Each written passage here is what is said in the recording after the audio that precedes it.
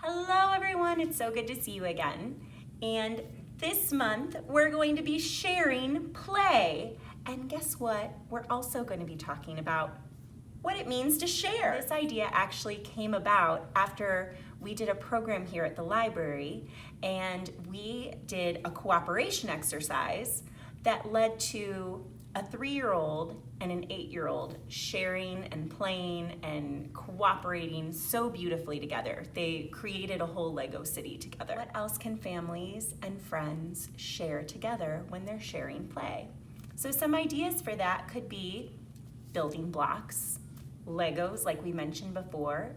Maybe it's sharing a piece of paper and you're both coloring or drawing your own special unique artwork on it. Maybe you're playing instruments together, checking out what different sounds the instruments make. Maybe making up rhythms and doing some repetition exercises where you're sharing play with instruments where you're doing a 1, 2, 3, and then your baby, your young one is going 1, 2, 3. And as always, when we're talking about a specific topic, we always encourage you to talk to your children about what that word means to them. And maybe if you're not quite at the point where you're going to be having that conversation, maybe you're just showing by example. Sharing is a really hard skill for kids to learn and put into practice. It's hard for grown-ups to sometimes as well. And kids really are not developmentally ready to even start sharing until they're about 3. Before then, they're still struggling to understand their own emotions, let alone someone else's, and are still really working to understand how to understand time. And even when we start practicing with our 3-year-old, it takes years before kids are emotionally and mature enough to handle sharing on a regular basis and really understand what it's about. A really great place to start with learning how to share is to frame it as turn taking. It's really great to play games like basketball or soccer. It's all about turn taking, waiting a little bit, being patient, and then getting your chance. After all, that's really what sharing is all about. It's also about setting boundaries. One of my favorite books about setting boundaries is called, Ladybug Hug. Ladybug loves to give hugs. Hugs hello, hugs goodbye, hugs for any reason.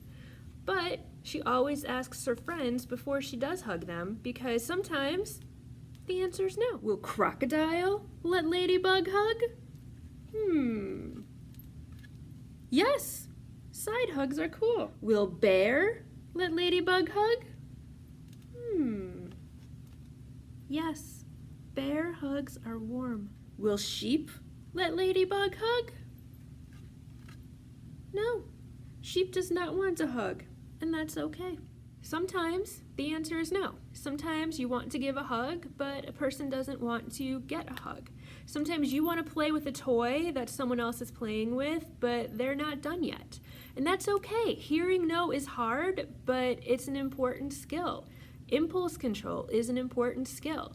So we can help our children by modeling and teaching them that if someone wants to play with a certain toy, they can say, I'm playing right now, but you're next. You can have it when I'm done. Now, sometimes the kid will take a really long turn, and that's okay. Waiting is hard, but waiting is important. And they'll know when someone else is playing that they might have to wait too, and it's their turn to be patient. And that's how kids are developing empathy, by understanding that how they feel in a circumstance is probably what another child is going to feel in that same circumstance. And those long turns will often disappear after a while because they know and they can trust that they are in charge of what's going on right now. It's not going to be taken away from them, and they'll get a chance to ask, can I play with it after you? And so it just becomes this cycle of learning and giving and taking and setting boundaries. And those are really important skills for our kids to be learning. Thank you so much for watching. Thank you so much for watching all year long. We really appreciate you. See you in 2020.